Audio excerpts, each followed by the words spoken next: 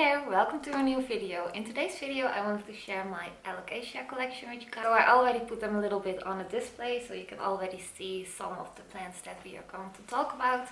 And besides showing every Alocasia, I also want to talk a little bit about my experience growing them and how I take care of them. I must say I don't feel like I've mastered the care when it comes to Alocasias. I still sometimes find some problems that I can really pinpoint like what is going on. Yeah, maybe you can help me troubleshoot a little bit from some problems that I'm having. I just counted them and there are 11 species that I have here. So without further ado, let's go look at some Alocasia. First one we are going to start with is this black velvet over here because I'm constantly bumping my arm into it. So, ooh, yeah. So this is the first one. This is the Alocasia black velvet. As you can see, the leaves are really black. This is the newest leaf that it recently gave and oh, it's so stunning. It's also working on a new leaf over there. But I must say, I don't know if it can really show you, but there are some like yellowing browning on the older leaves. And I'm not sure what's causing it, because I really thought like, should this maybe be something bacterial or like a fungal something? But yeah, I'm just not sure. I think it happened after I repotted this one, so maybe it also has to do with that. I'm not sure. If you know, please let me know. I'm curious to know what's causing it. And I think I'm just immediately going to say it because a while ago I did repot a lot of my Alocasias and most of them all to like a fit, like this one, the silver dragon, the Friedek. This one really hated me for repotting it. I also repotted it twice, so yeah, that one really hated me. I think like the Cuprea is the only one that took the repot really well, but we will talk about this one a little bit later. The second one, this is really like still like a small Alocasia, but this is the Alocasia Collection. And ooh, I really think this is one of my favorites. I'm just so intrigued by the leaf shape and the texture, the shine. It's just so beautiful. Also working on 2 new leaves. But all the leaves that it had I already cut away because they were pretty sun bleached. So yeah, I've cut those away and I'm now left with just this teeny tiny cutie. There is a bit of thunderstorm coming, so it's getting pretty dark outside, so I hope that it doesn't really affect the video quality too much, but you will see. We will just continue. So over here we have a bigger one. I think this is my first Alocasia that I got, I think maybe 3 years ago or something, and it has gone through a lot. I think at a certain point it was just back to like a stump, so yeah, it's really grown back quite nicely. So there are 2 plants in here, like one is still like a baby plant that I've sprouted just from a corm and just put back in with the mother plant. So I will show it a little bit better. There is some little bit of cosmetic damage on some of the leaves. Probably also some trip damage. Like trips are the pain of my existence. But I must say, I feel like Alocasias really appreciate a lot of light. Like this one I recently removed to a spot. It didn't got like that much light, and like this new leaf that is coming here is, I think it's going to be quite a small leaf. So yeah, I really think that has to do with that it's getting a little bit less light. And with this one, the same story. I repotted it before there was nothing going on, and after the repot it started to get like these, yeah, you almost can't see it, but there are like little yellow tips on the leaves, but it's very minimal. So that was the Alocasia silver dragon. Now we are going back to another smaller one. So this over here is the Alocasia dragon's breath. Like I said, still like a really small one, and also like this leaf is discoloring a bit. I don't know if it's from like sun or too much water, too little water. It did give me a new leaf, but like seriously, what is this? I did saw when it was like still furled up that it had damage, so I already knew that the leaf will look damaged once it opened up, but like this bad? It like just misses one of the lobe, and yeah, it's really misshapen, so I'm probably going to cut this leaf off because I simply just don't like it, and it is working on a new one. That's the dragon spray. Then we go for a little bit of a bigger.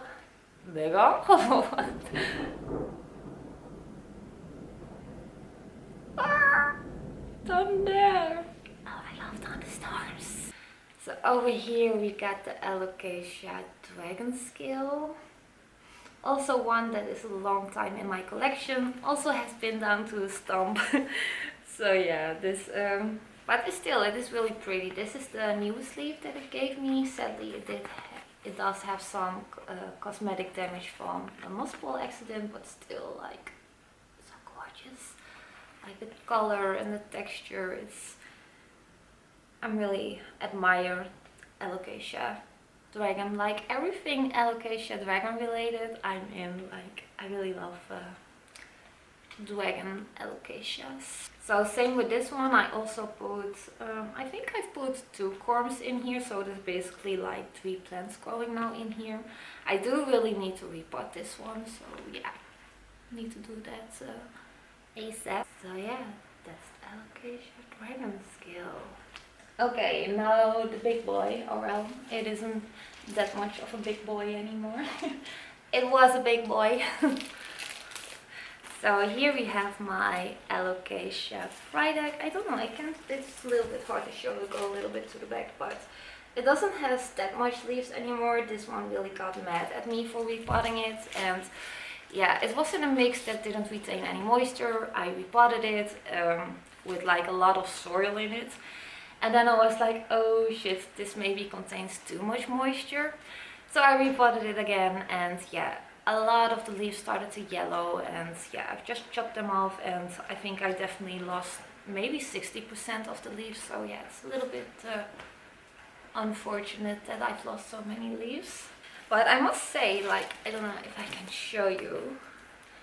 It is giving me 2 flowers at the moment, and I heard sometimes people say that if Alocasia give flowers that they are probably happy. So yeah, I just assume that she is just happy and getting back to how she was, at least I hope. Because she looks really, really pretty. So I think we had all the Alocasias from this side, so now we are going over to this side.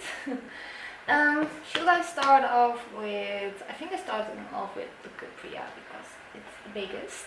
So here we have my Alocasia Cuprea that is really growing like a beast recently. Sadly, one of the new leaves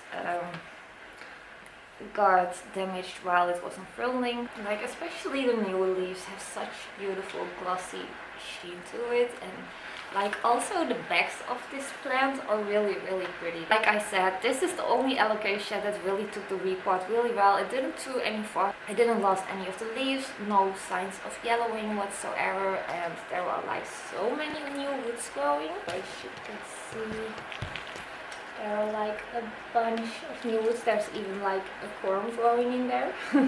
Again, I also removed some of the corms, so yeah. It's a really nice plant. It's something like completely different to like all the other plants, I think. Like all the different kinds of Alocasias. It's just so... I thought it was a trip. It's just a piece of dirt. But yeah, if you're really looking for like an alien kind of vibe plant, then this is what is for you. I think we are now going to the Variegated Friedek. So it's a little bit of a sad one because it's only down to 2 leaves. But the leaves that it has are really, really pretty. And it's kind of a funny story because when I first saw like pictures of the Variegated Friedek, I didn't like them. I thought like Variegation on velvet.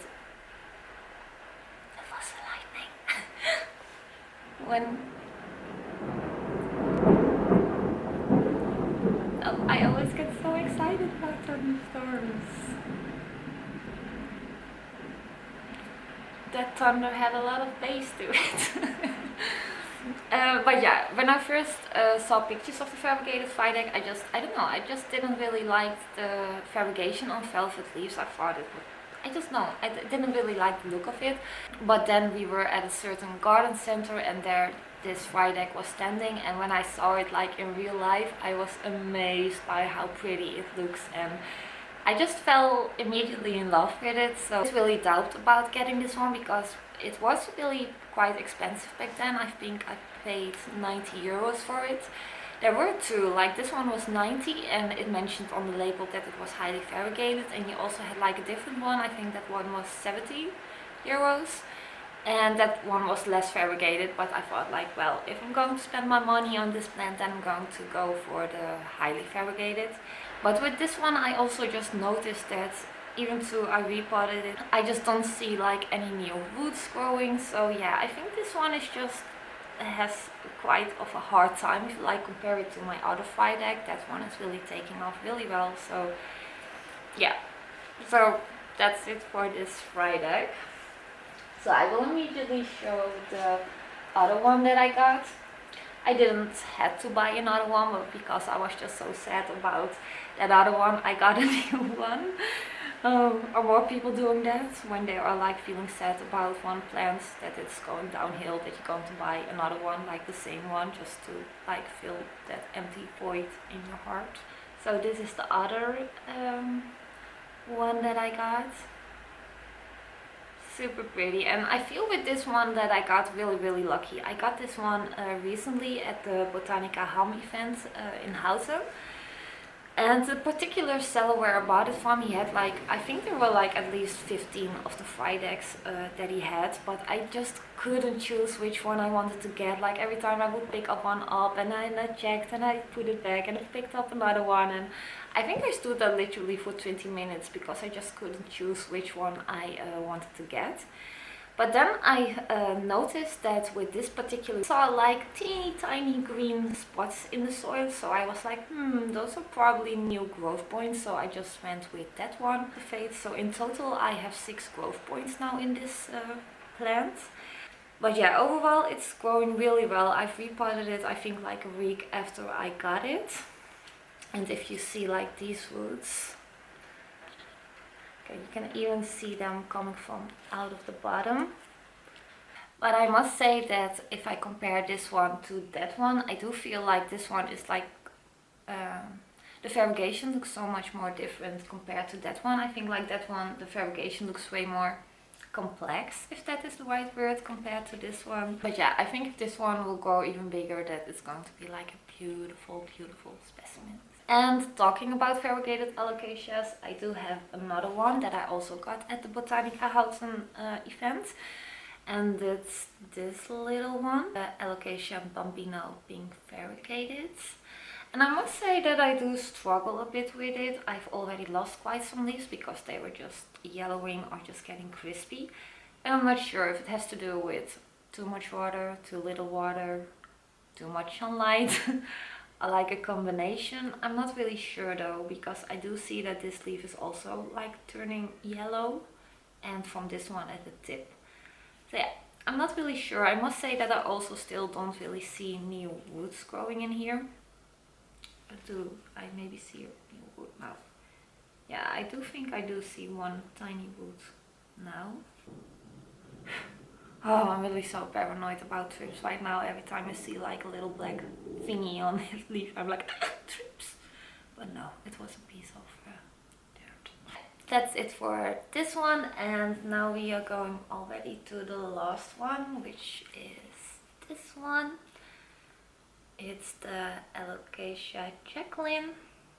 Only still like a baby with only 2 leaves. But I do think this is quite interesting. I didn't wanted to get this plant for the longest time because I didn't know if I would really like it. But yeah, I think I do kind of like it. I don't know if it's like gets even way bigger, if I still would like it that much then. But yeah, this one is going pretty well. I've got this one only recently. I feel like all the leaves that it came with I've already cut off. So yeah, this is just like the 2 first leaves in my care. So yeah. Curious how fast this one is going to size up and turn like into a super big Jaclyn. And I do think like a lot of people mentioned that this plant is quite a spider mite magnet because of all this like teeny tiny hairs that it has on the leaves. I feel like I've never really dealt with spider mites as far as I know, but recently I did saw on my Glorious that there were things crawling on it, and I'm pretty sure that those were spider mites, but yeah, I just don't know. I never had them, so I'm not familiar with them. I did find that they were looking a lot like predatory mites, but I'm pretty sure it are no predatory mites, because the last time that I've used predatory mites is like last summer, I think. So yeah, definitely a year back. So I also wanted to talk a little bit about my experience with growing alocasias, and like the first thing that I really noticed is that I feel like they don't really like to be repotted. At least that's my experience. Just like maybe just not mess with the root system. And they can go dormant during winter, at least where I live. I live in the Netherlands, and during winter the temperatures drop to somewhere like between 15 and 70 degrees. You feel that they really grow better with warmer temperatures. Like now the temperatures are really going up, and like all the alocasias are like exploding in growth. So yeah, that's definitely something that I noticed, that warmer temperatures will definitely make your alocasia grow better. So that was it for today's video. I really hope you liked watching it, and if you did, please leave it a thumbs up, and I will hope to see you in the next video.